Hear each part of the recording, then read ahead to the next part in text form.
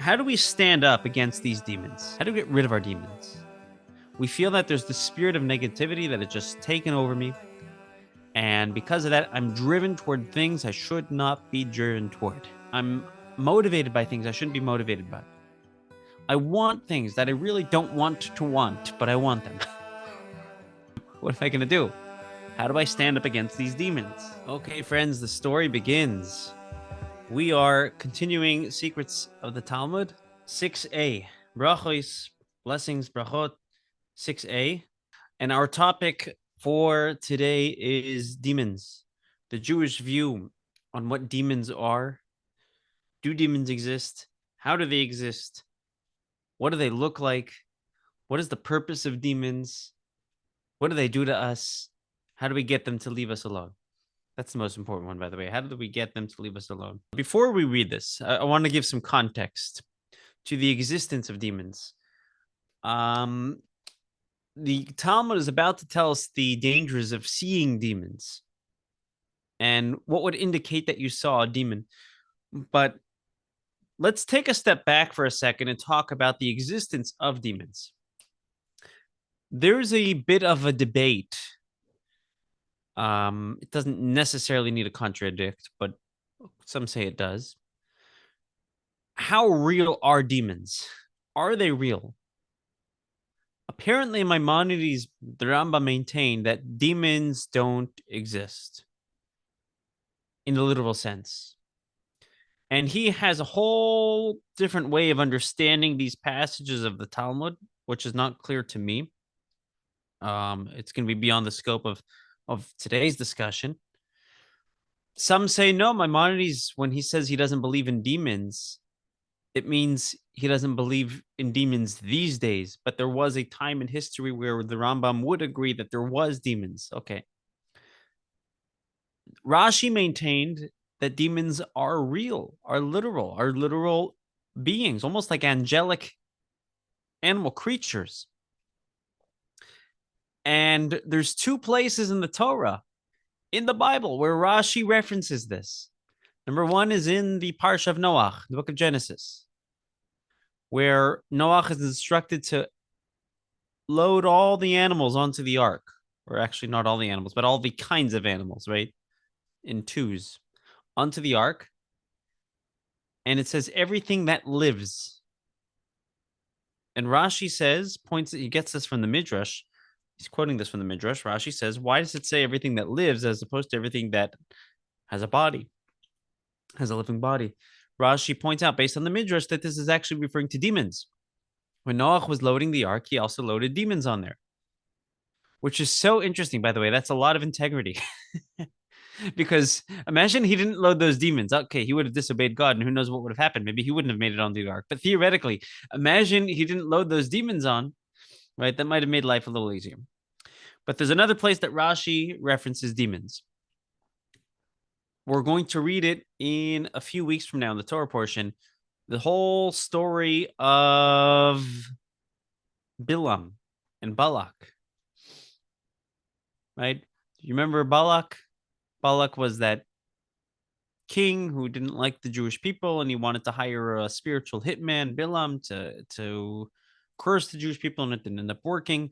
And he had a donkey that started going haywire, and he starts smacking his donkey, and his donkey yells at him. It says this clearly in the Torah. Why are you hitting me?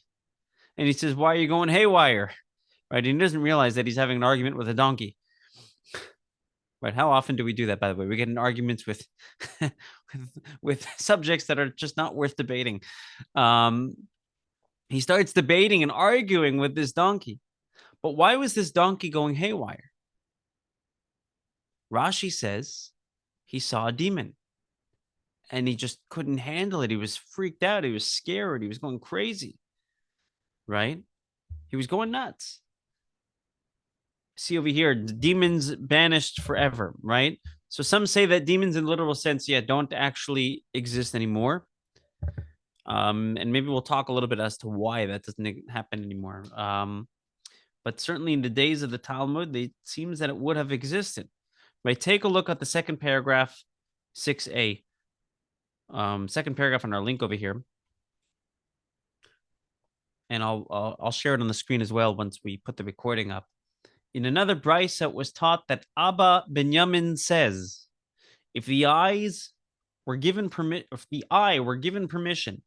to see, no creature would be able to withstand the abundance and ubiquity of the demons and continue to live unaffected by them. You wouldn't be the same. If you saw what was around us, if your eyes were open to what exactly was right over here, right? These demons, we would not be the same. We wouldn't be able to handle it. It'd be too much. Way too much, right?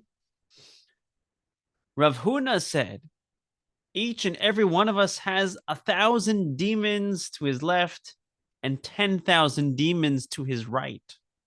I think you skipped a paragraph. Thank you. Similarly, Abaye said that there are more numerous than we are, and they stand over us like mounds of earth surrounding a pit. Rav Huna said each and every one of us has 1,000 demons to his left and 10,000 to his right. God protects man from these demons, as the verse says, 1,000 may fall at your side and 10,000 at your right hand.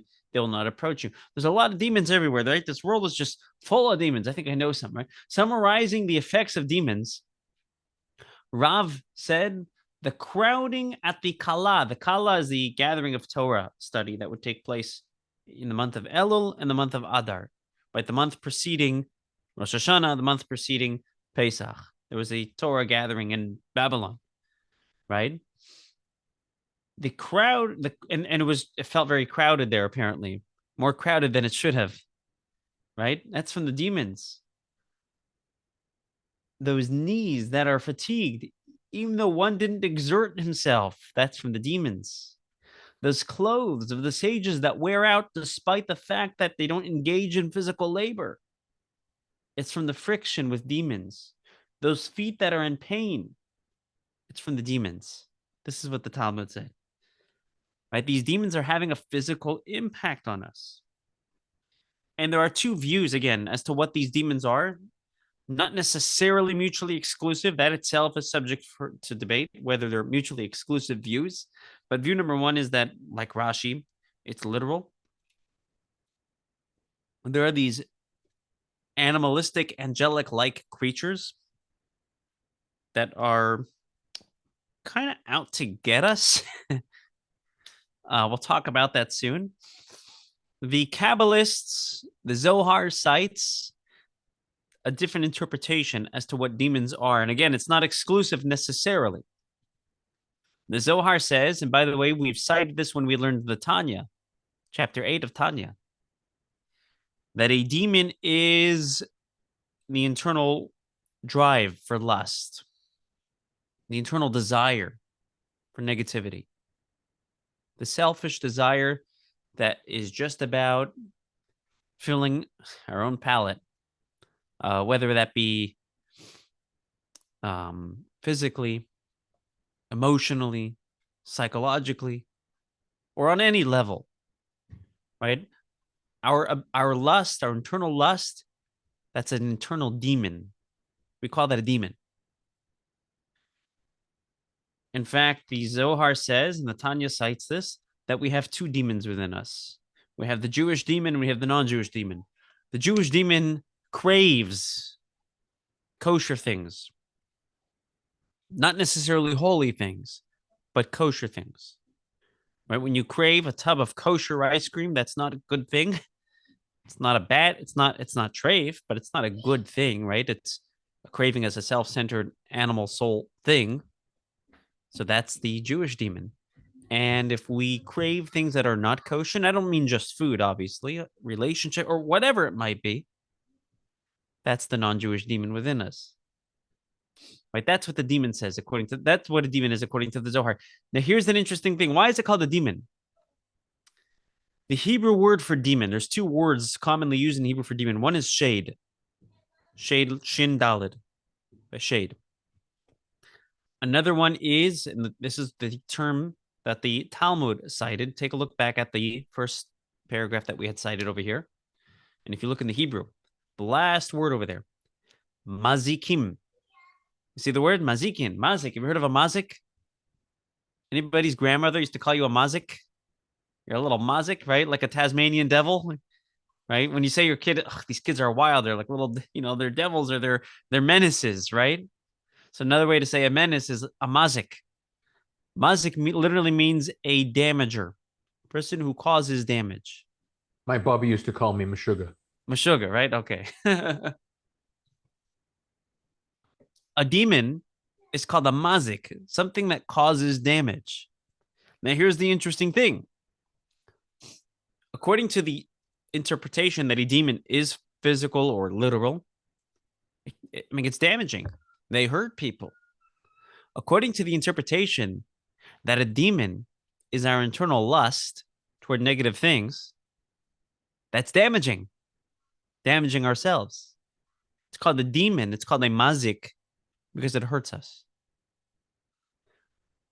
The more lustful we are, the more focused we are on what we want.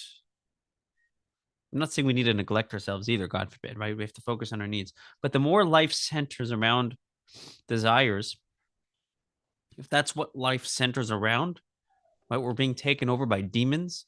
We're being taken over essentially in Hebrew by a mazik, by something that is self-harm. Lust is self-harm. It hurts us. And where does this mazikin, shedim, demons come from? Where are they born from? Where does this self-harm of lust come from? We'll talk about how to control it soon, but where does it come from? I'll give you a hint, because some of you are going to be familiar with this. Pirkei Avos. Where do we cite demons in Pirkei Avos? Where do we talk about demons in Pirkei Avos? Ethics of our fathers, the ethical section of the Talmud. Anybody remember? Okay, you don't have to remember where, but do you remember talking about it? You remember citing demons? In chapter 5, there are 10 things that have been created in twilight right before Shabbos. Do you remember this?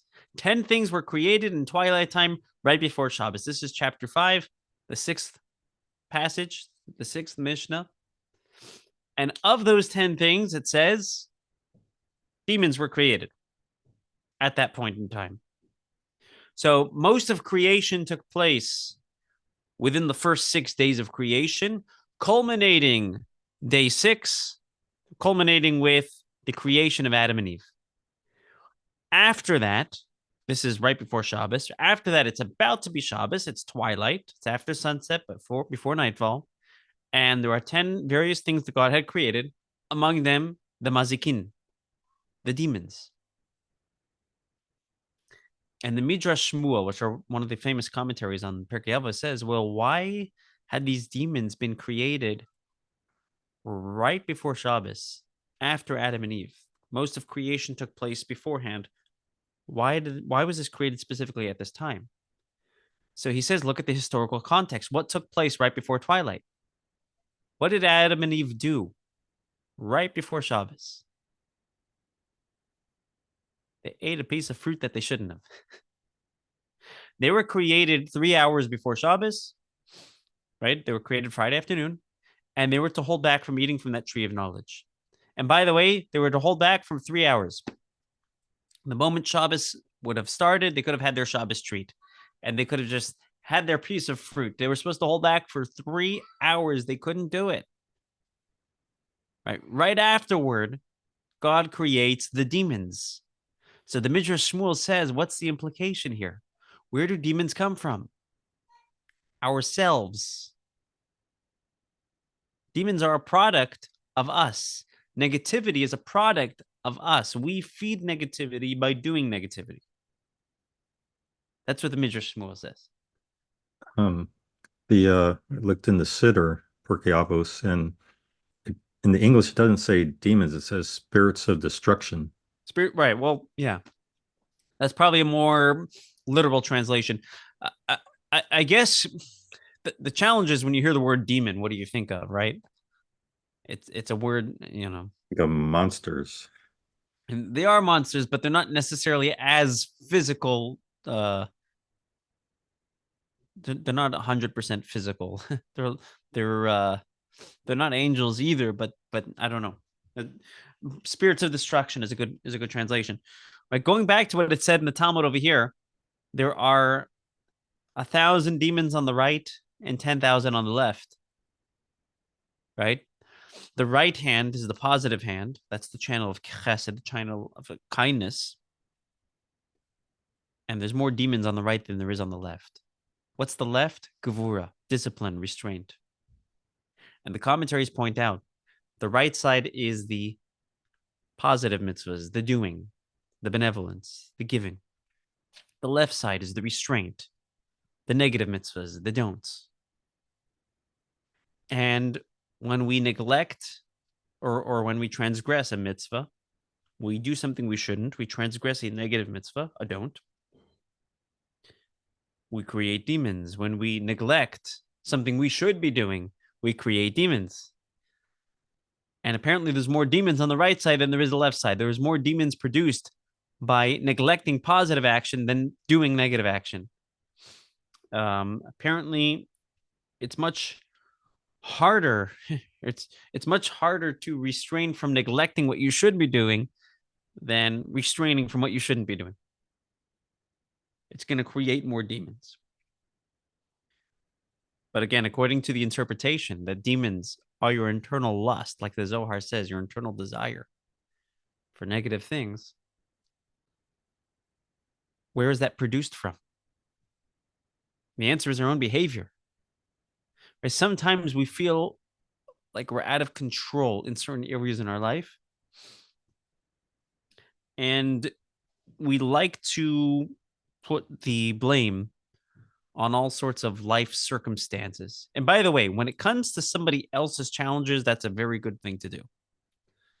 Right? When somebody's suffering, when somebody's going through a hard time, look, he had a difficult childhood, or he had a difficult financial circumstance, or a difficult situation over here. But when it comes to ourselves, we have our own demons. We have to, like Adam and Eve, look at the context for which these demons had come. They often come because of our own behavior. Right? Adam and Eve ate from the tree of knowledge. Right afterwards, God creates demons. In other words, the demons aren't just a means of punishment or a means of retribution. They're actually a product of what we shouldn't have been doing. We've created them. We're responsible, which is an incredible amount of power, by the way. Incredible amount of power. How do we stand up against these demons? How do we get rid of our demons? We feel that there's the spirit of negativity that has just taken over me.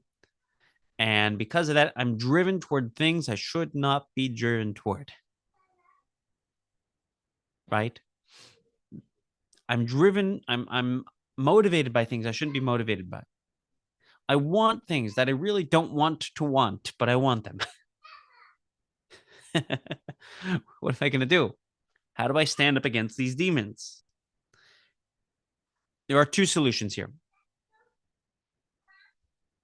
Solution number one, learn Torah.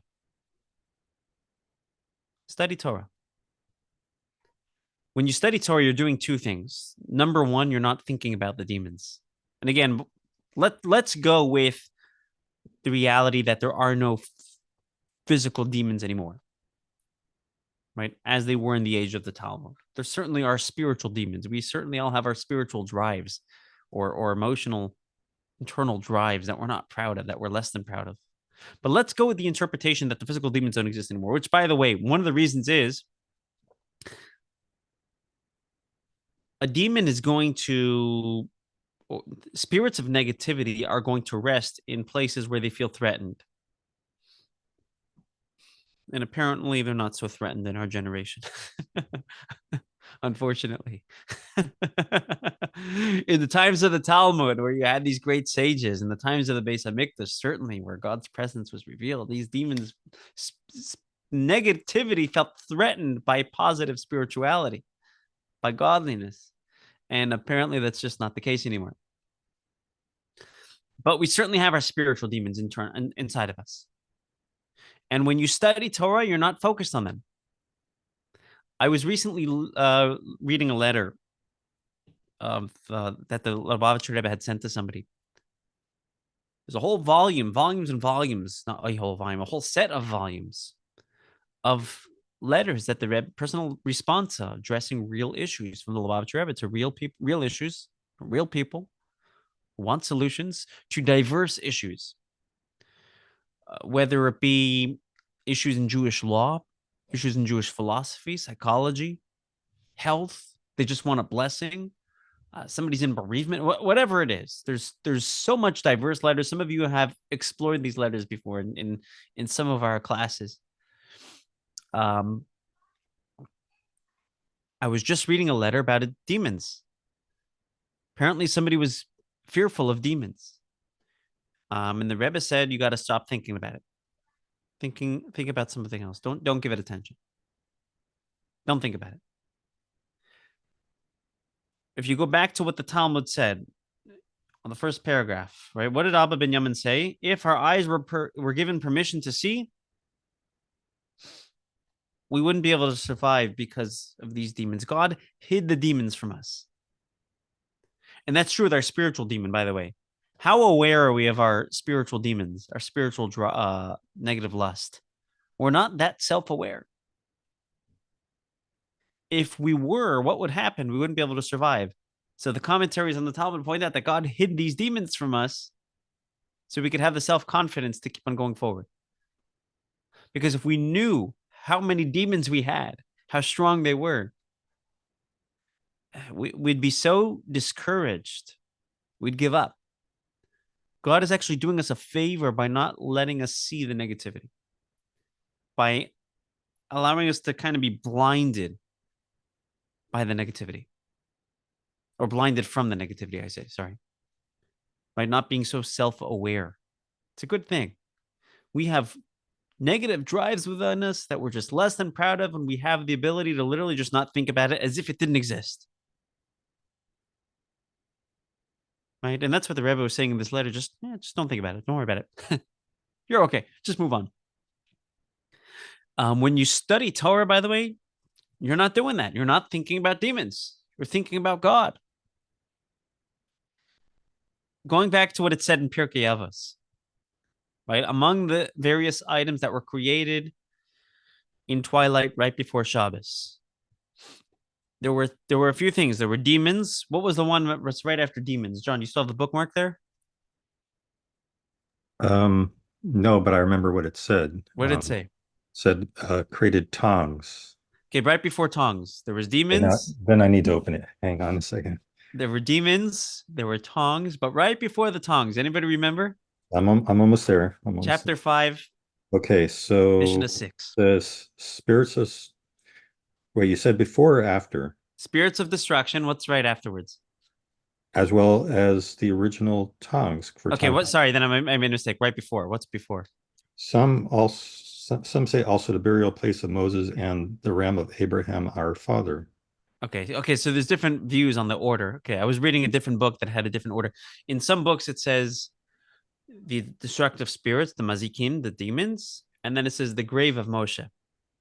God created the grave of Moshe, knowing that there's going to be Moshe Rabbeinu, there's going to be Moses, and he's going to be buried. We don't know where Moses is buried, but that grave was waiting for him. Yeah, it said, well, yeah, it says that, but It's in the same section, right? So, but in some Mishnahs, some versions of Pirkei Avos has it in a different order. so even the Hebrew differs in the order? In some, yeah, there's different traditions. I know that. But here's what commentaries point out. If you bury Moshe, which represents Torah study, you're going to have demons. If we neglect Torah study, if we neglect engaging in this relationship with God actively, we're going to be susceptible to demons, to destructive spirits, to negative lust, to internal drives that pull us in places where we just don't want to be, and we wish we weren't there.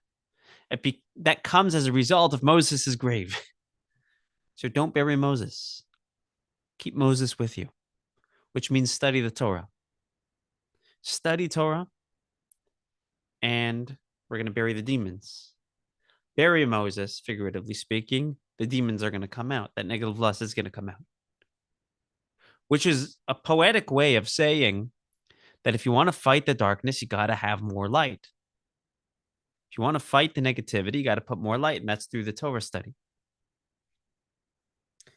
There's another methodology related that the commentaries point out.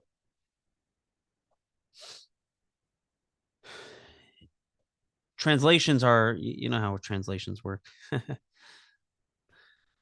The Talmud says if the eye was given permission to see, you wouldn't be able to stand in front of the demons, right in front of these mazikim, these damaging spirits. Whose eye? Right? So the way we interpreted it was, if we were able to see these demons, we'd be in trouble. Some say it's talking about the demons themselves. If they were able to see us, we wouldn't be able to stand in front of them. We wouldn't be able to stand mipnei hamazikim. If you look in the Hebrew there, it says mipnei, in front of. Pnei also means pnimius, the depths. If we connect to God on a very deep, meaningful level, the negative, damaging spirits, the demons, our negative drive and lust can't affect us, can't bother us. If we're being disturbed by lust, if we're being disturbed by drives, if we're being disturbed by negative feelings pulling us places where we just don't want to be, realize that our connection to God is much deeper than that. In other words, psychologically, we may feel like we're pulled in one direction, but spiritually, our connection to God is much stronger than that. Our connection to God isn't just psychological. Our connection to God, our connection to Judaism, our connection to Torah, our connection to each other isn't just because we feel connected, because then we don't always feel connected, right? It isn't just because we conceptually value this or appreciate it. It runs through the neshama, it runs through the pnimius, it runs through the depths. It's much deeper than that. That's why the Talmud says, what is one of the indications that there were demons around? The garments of the sages being withered. The garments of the sages are withered. Right? What are garments in Kabbalistic lingo? Garments are a euphemism. Right? We know this from Tanya. Garments are a euphemism in Kabbalah for thought, speech, and action, for outer behavior. The outer behavior, our outer connection to God, our behavioral connection to God may be obstructed by our internal lust, by the mazikim, by the demons. So then we got to realize and internalize and meditate and develop that soul connection that runs much deeper than that. Okay, that's my story, and I'm sticking to it.